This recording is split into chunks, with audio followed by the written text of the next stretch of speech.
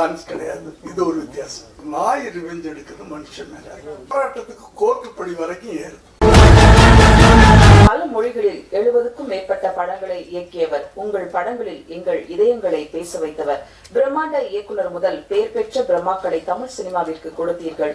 இதையெல்லாம் விட தமிழகத்தை இயக்க ஒரு தலைவனை தயாரித்து கொடுத்தவர் நீங்கள். கூரன் படத்தை தாங்கி நிறுத்திய தனி மனிதர், இளைஞரோடு இளைஞரான மதிப்பிற்குரிய இயக்குனர் திரு S.A. சந்திரசேகர் அவர்களை பேச அழைக்கிறோம்.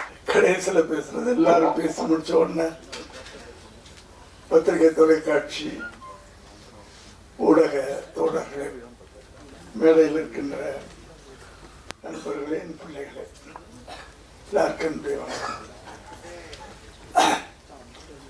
ஜென்ரலாகவே நம்ம ஒவ்வொரு உங்களுக்கு கேட்டு கேட்டு புளிச்சு போயிருக்கும் ஒரு டைலாக்.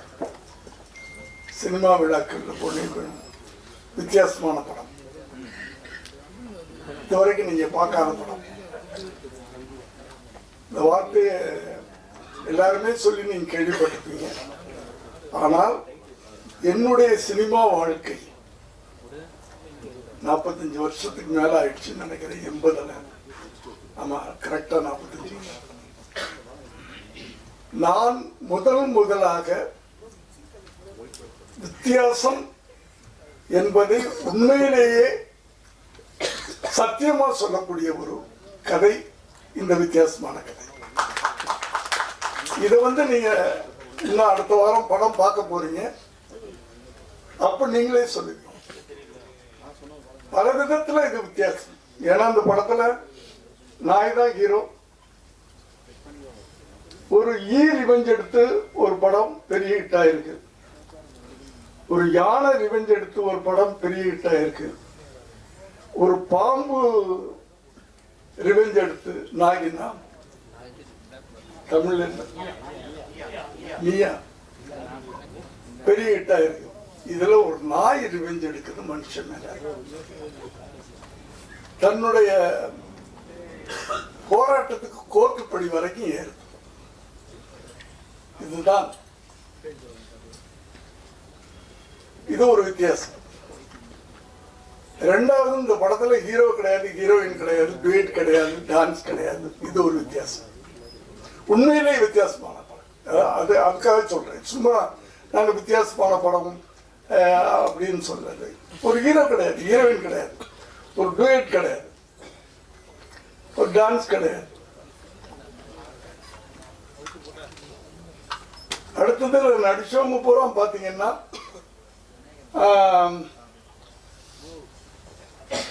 நாய். நான் ஒரு 80 வயசு குறைச்சு சொல்றேன், பரவாயில்ல.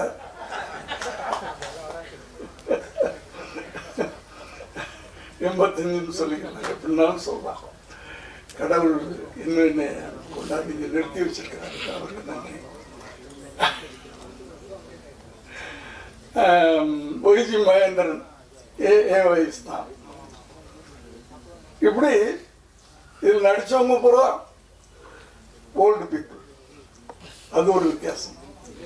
அதனால வித்தியாசங்கள் நிறைய இருக்கு. அதனாலதான் உண்மையிலே வித்தியாசம் சொல்றேன்.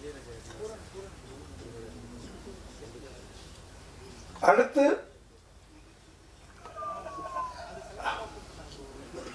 என்னை பத்தி எல்லாரும் பேசினாங்க. அது எனக்கு கடவுள் கொடுத்த ஒரு கிஃப்ட். ஓடிக்கிட்டே இருக்கிறேன், அதனால ஏதோ ஆக்டிவா இருக்கேன், அவ்வளவுதான். அடுத்தது மனசு சந்தோஷமா வச்சிருக்கிறேன். எப்பவுமே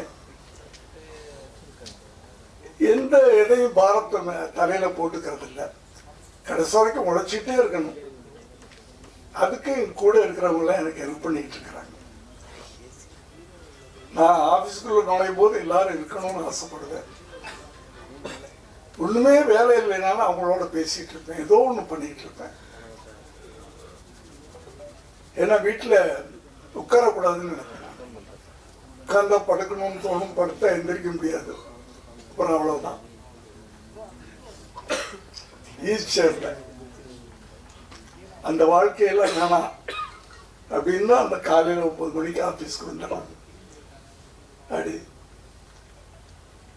அடுத்து ஒரு பெரிய வித்தியாசம் இந்த இன்னைக்கு ஃபங்க்ஷன்ல எங்களுடைய படத்தில் சம்பந்தப்பட்டவங்க மட்டும்தான் மேடையில் இருக்கிறோம்.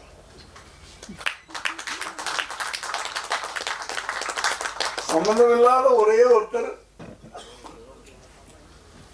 ரோபம் வந்து உட்கார்ந்தாரு. அவர் கூட சம்பந்தம் இல்லாதவர்னு சொல்ல முடியாது.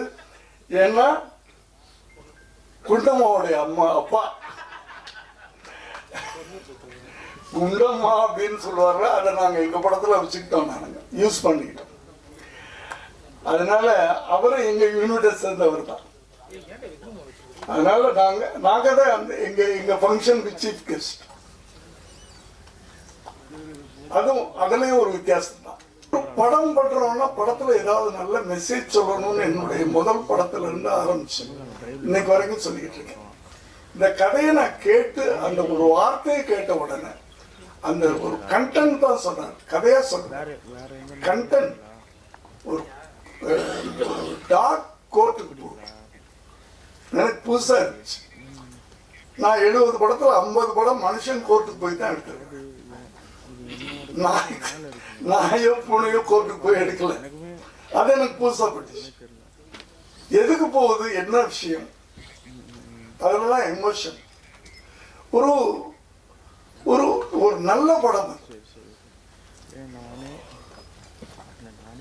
பார்க்கறவங்களுக்கும் அதுல ஒரு எமோஷன் கிடைக்கும், கனெக்ட் ஆகும். ஏன்னா இந்த படத்தை பார்த்தவங்க கொஞ்சம் பேர் தான். அமீர் சார் பார்த்திருக்காரு, பார்த்திபன் சார் பார்த்திருக்காரு, விஜய் ஆண்டனி பார்த்திருக்காரு, இப்படி கொஞ்சம் பேர் தான் பார்த்திருக்காங்க. டெல்லியில இருந்து வந்த மேனகா காந்தி பார்த்திருக்காங்க. அத்தனை பேரும் படம் முடிஞ்சு சீட்டை விட்டு எந்திரிக்கல, அழுதுட்டு உட்கார்ந்துருந்தாங்க. நம்ம போய் என்ன அப்படின்னு கேட்ட பிறகு எந்திரிச்சாங்க. அந்த ஒரு எமோஷனை அந்த கனெக்ட் பண்ணோம். நாங்கள் படம் பார்க்குறவங்களோட அந்த இந்த லைஃப்பை நாங்கள் கனெக்ட் பண்ணிட்டோம். அதுலேயே நாங்கள் வெற்றி அடைஞ்சோம். அப்படி படம்ன்றது அப்படித்தான் இருக்கணும், நல்ல விஷயங்களை சொல்லணும். ஒரு ஒரு ஒரு டைரக்டரோ இப்போலாம் வந்து டைரக்டர் வேற ரைட்டர் வேறன்னு கிடையாது. ஒரு 20 வருஷத்துக்கு முன்னாடி ஸ்ரீதர் கோபாலகிருஷ்ணன்லாம் KS கோபாலகிருஷ்ணன்லாம் வர்றதுக்கு முன்னாடி கதாசிரியர்னு ஒருத்தர் இருப்பார். அவர் கதை சொல்லுவார். உடனே வந்து ஜெமினி, ஏவிஎம் அவங்கள போகிறவங்க கதை இலாக்கான வச்சுருப்பாங்க. அந்த கதையில் உட்காந்து அவங்க டிஸ்கஸ் பண்ணுவாங்க. டைலாக் ரைட்டர்னு ஒருத்தர் தனியாக இருப்பார், டைரக்டர்னு ஒருத்தர் இருப்பார். இது ஒரு பீரியட்.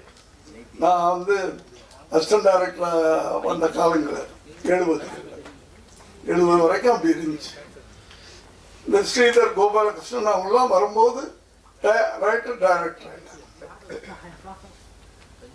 ஸோ நான் எதுக்கு சொல்ல வந்தேன்னா, ஒரு ஒரு ஒரு ரைட்டர் எழுத்தாளன் அப்படின்னு சொன்னாலே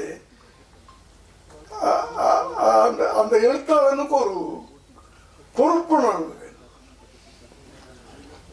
ஏன்னா அந்த எழுத்தாளன் தான் வந்து ஒரு கதாநாயகனுடைய கேரக்டரை படைக்கிறான். அவன ஒரு படைப்பாளி. அந்த அந்த ஏன்னா இங்கெல்லாம் வந்து வெறும் நடிகர்கள் மாத்திரம் நம்ம கொண்டாடுறது கிடையாது, டைரக்டர்ஸையும் கொண்டாடணும். ஒரு ஹீரோ லெவலுக்கு டைரக்டர்ஸையும் கொண்டாடணும். ஸோ அவங்களுக்கு ஒரு பொறுப்புணர்வு வேணும். ஒரு நல்ல படம் கொடுக்கணும். அந்த படத்தை பார்த்தா 4 பேர்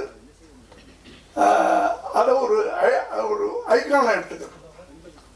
ஒரு மனுஷனை பார்த்து நம்ம ஐக்கான் சொல்றதை விட ஒரு படமும் ஒரு ஐக்கான் தான், ஒரு படிப்பினை தான். அந்த காலத்து படங்கள்லாம் அப்படித்தான் இருந்துச்சு.